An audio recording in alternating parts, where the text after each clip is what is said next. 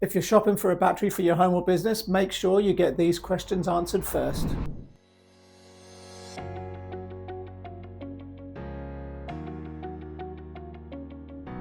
G'day everyone, Dan and Matt here from GI Energy. Today we're covering the top 8 questions to ask installers before buying a battery for your home or business. As I said before, obviously a big purchase. You want to make sure you get it right. You want to make sure you spend the time with the consultant that you're dealing with to make sure that you're looked after properly. Too often we see that process rush through. It's a big purchase. It's the biggest electrical upgrade you'll ever do to your home. And if it's for your business, obviously there's revenue at stake. So question number 1 I would be asking is, I'm unsure on my battery size. How will you size it for me? Yeah, obviously probably a standard one most people would expect, but you might not necessarily get the right advice there as well. So I guess we want to look at how much power you use, what power is used, so what appliances and when that occurs, fluctuations seasonally, future changes in terms of what may be incorporated, electrification, EV, pool, all sorts of different things, upsizing, downsizing, whatever else. May not necessarily be using more power, could come down as well. Yeah. With kids leaving the home or something like that. So if you're unsure on the battery size, you really want to have a full conversation about what power is used. So on your power bill, there'll be a average kilowatt hour figure. That's the first one to pretty easily check out. So not the dollar value, but the actual kilowatt hours per day. Yeah. How that varies seasonally as well. And then having a conversation around a rough figure, if that's a 50-50 split day and night, depending on what you have there, to then make sure that we're installing, or you're installing, the right battery capacity based on how much of that power you want to cover off. It might not be the full amount, you might want to cover half for whatever reason. But yeah, definitely getting that part right. Yeah, and I think we did a whole video on how to size your battery. You could talk about it for hours, but really you just want to make sure that you're getting that correct consultation and they're asking lots of questions about how you use energy, rather than just saying, how much are you using per day? Okay, this is the battery you need. And then obviously also very important, and there's also lots of content about this in our other videos, but getting the inverter size right, as well as the battery size. So making sure that you can charge and discharge your battery at the right level for what you need and what you're allowed to have. Yeah. Second question, this applies for most people, not everybody, but if you've already got existing solar, can I or should I be integrating it into my new battery? Yeah, there's a lot of variables there. I think we've gone over them on other videos as well in quite a bit of detail. And yeah, over half of the inquiries, plus existing clients of our own, are obviously now looking at a battery and potentially more solar too. So we need to understand what you have installed, inverter brand, size, panels, if you have that information as well, and age of the system, because if the system's more than a couple of years old, it almost certainly will have rooftop isolators, which need to come off to meet new Australian standards. Whether or not the panels need to be rewired, depending on obviously stringing and other design as well. We even get a lot of where there might be a 1-year-old 15 kilowatt 3-phase inverter. Those panels may be in a paralleled string, so ultimately not necessarily all just in one big row of 30 panels, but they're duplicated into 2 15s to keep the voltage down. And a new battery system may not be able to accept a parallel. Yeah. They may need to be completely rewired and changed. You might need a whole bank of new panels, and your original ones are 300 watts or 250 watts or something like that. So it's just worth having a conversation to understand obviously how that system's working and what you have there, and then what needs to be done if you are going to retain it, and if that makes sense, if the panel that you have is still in warranty. So many aren't around anymore, or they might be 10 or more years old, which was what the warranty was if you go back that much time. Yeah.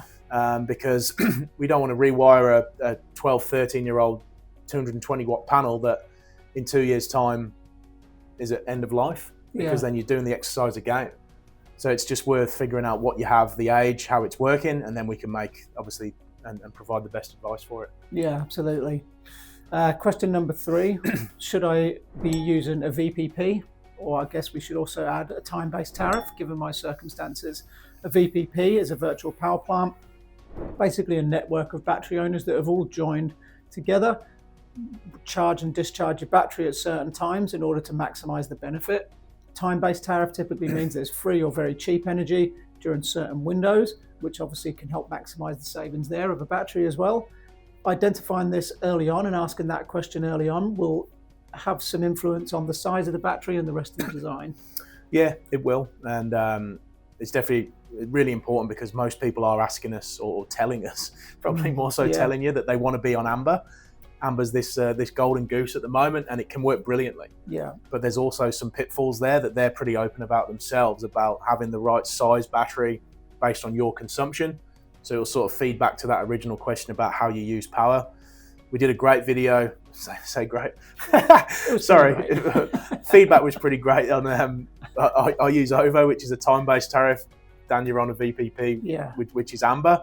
That one goes into a bunch of detail that's been really helpful. I think that's worth a watch if this is an important question. Yeah. But to keep it a bit shorter in this state, and should I use one, that'll come down to how you use your power. Yeah. Obviously, you generally want a larger battery to make a VPP viable because it's the spare battery power that you're really going to be selling, or at least navigating higher priced windows in terms of power.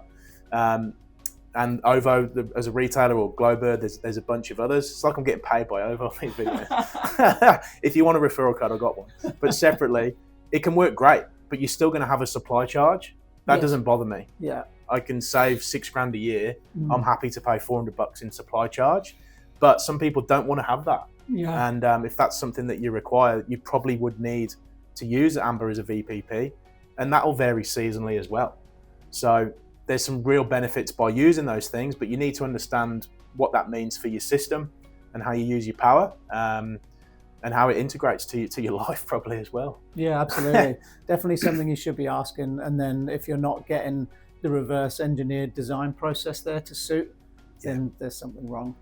Another question, again, that you should be asking is, how is my backup going to work once this system's installed? Not all backup is created equally. There's some that do things a lot better than others. I think what happens more often than not is the client will say to the consultant, does this battery have backup power? Yes, it does. Let's move on to the next. You need to get a bit more detail than that. Yeah, we've seen a bunch of different things written in emails or quotes where it just says backup power. It doesn't necessarily say full home backup or essentials or critical loads or what that might be. And even somewhere the product we know supplies full backup with a gateway installed, but yet it just says one essential circuit. So it's more of that just sort of copy paste sort of cookie cutter solution that doesn't necessarily give you that full picture. So with the backup, tell us what you need. Tell the person that you're speaking to what you want covered. If you're happy that is just your lights and your fridge and your internet or whatever else, that's fine. But most quality solutions will have an option for full backup now, often at very similar price as well. That may change depending on the circuit breakers in the switchboard. Obviously, if they're up to current standards, and that's something we can grab a picture of. But yeah, to fully understand how the backup works, we need to know what you expect to be covered, and then we can obviously provide that option. It's also critical versus full backup, but it's also delayed backup versus instantaneous. It's also black start capability. So, a lot of people might install a battery and then find out later that once their battery's discharged, it won't recharge with panels. That's massive if you don't know that. And a lot of people aren't being told these things, so that you have to ask that question to start that conversation. Yeah. And if the answer is, I'll do everything, don't worry about it, there's probably something wrong. Probably.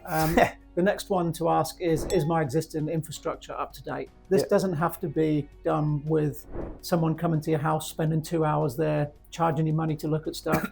A simple photo of the switchboard and the subboard and the area the battery's going, that's usually enough to at least get started. Yeah. We would nearly always come to the property prior to install anyway, but those photos are a great place to start to figure out, first of all, if it's up to date, and then secondly, if it's not, what's it going to cost to get it there?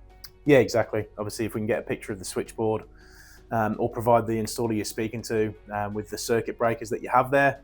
There's some houses that still have old ceramic fuses. Yeah. Could be a 40, 50-year-old switchboard that's just, there's never been any other electrical upgrade.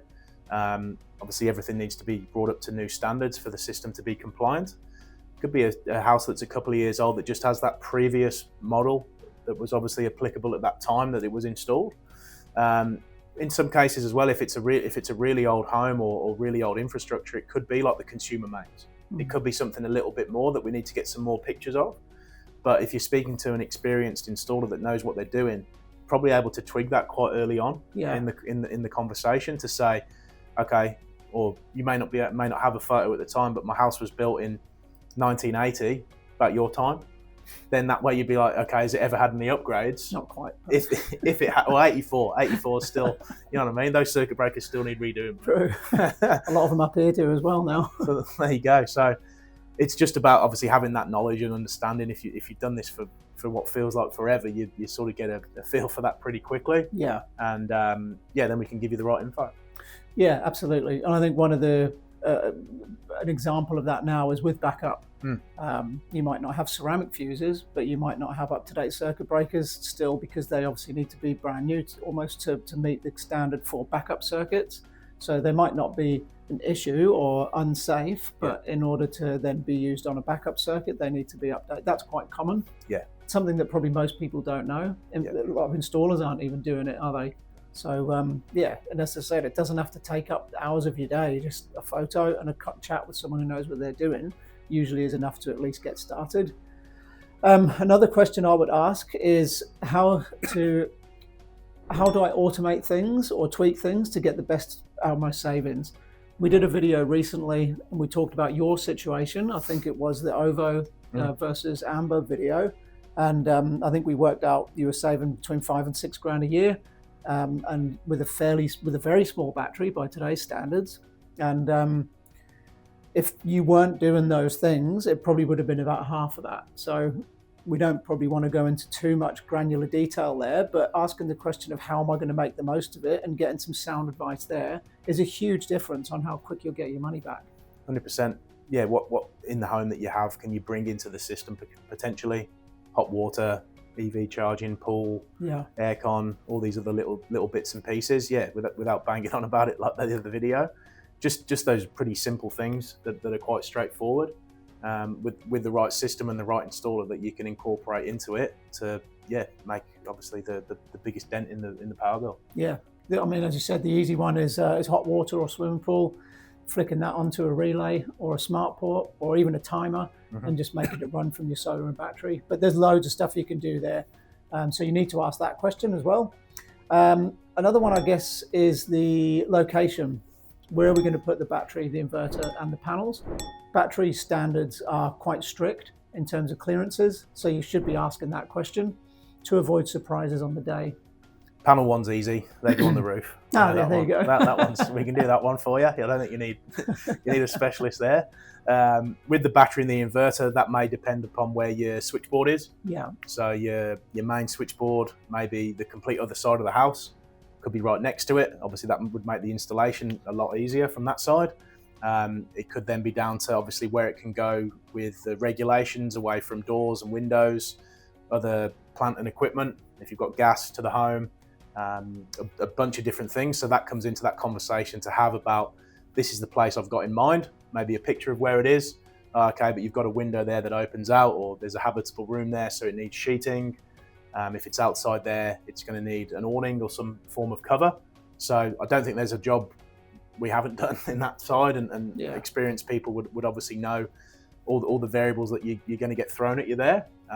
You could also have you might have some solar on a shed at the moment that doesn't have any form of communication to the main switchboard. You want to add a battery to the system, but then that communication needs to occur in some manner. So may need trenching with some communication data cable.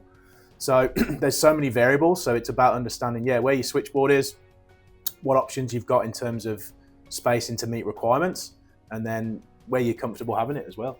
Yeah, absolutely. Another one that's becoming more and more common is electric vehicles.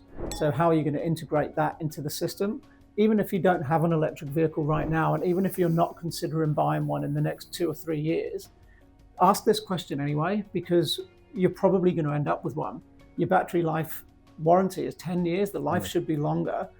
I mean, if you're not going to have a full electric vehicle in that period of time, you're probably going to at least have a plug-in hybrid. Yeah. So asking how can that be integrated, and what I mean by integrated is not just can you have a charger, it's can you have a charger that is going to integrate the system so you can use excess solar to charge the vehicle, and I guess use it more intelligently. Yeah. Something that you do very well at home as well. Yeah, thanks, mate. Yeah, I try to anyway. But yeah, I guess it's how it incorporates into the smarts. Yes. That's probably more like a home automation style question, but with, you know what I mean, quite an obvious load in that sense. And there's certain systems where we can potentially integrate a third-party charger as well now and have some form of control with it. Yeah. In my mind, if you've got the same inverter, battery, EV charger, ecosystem, same app, it just makes things more seamless. If there's a problem, it's a lot easier to diagnose and figure out as well, because you're not going between two different sets of communications or ecosystem, whatever the right term is there. So having that EV, and then how it would integrate with your lifestyle as well. If you're out Monday to Friday all day, you're obviously not going to be able to charge from solar in the week. Can you do that at the weekend? Are you comfortable using some of the battery to do so? Are you able to look at a different retailer to make some sort of benefit there, or chip into it in some manner? So it's definitely worth asking that question, because ultimately you can charge a car in any manner. You can the car will come with a with a PowerPoint, essentially, to a plug to put into a PowerPoint. So you don't need solar to do that. But if you want to do it in the smartest manner, make best use of the system, that's really what you want to be understanding. Definitely. And I think the reason I mentioned yours before was because obviously you went from a combustion engine to an electric vehicle. And we did work out the other day when we were doing the other video, just roughly what you'd be spending on fuel. Can you remember what that was? Like, it's about $3.5 grand a year, I think, maybe more. Might have been a little bit more. So even say $3.5 grand a year. Yeah. And you're probably charging that from your house 90% of the time for free. Probably more. 95. Yeah. I'm a bit, you know what I mean, I know how to do that part, but but that's good. It's great. It's so good. That's what you need to do. That's why you need to ask these questions. That's $3,500 a year. Yeah. Okay, you bought an EV, you're not going to be spending that on fuel regardless, yeah. but you are going to be spending it on electricity unless you integrate it correctly. So ask that and make sure you're getting intelligent answers. Yeah. The last one I think that's really important is, what is going to be the process here when I need support in the future? Because it's really a question of when, not if.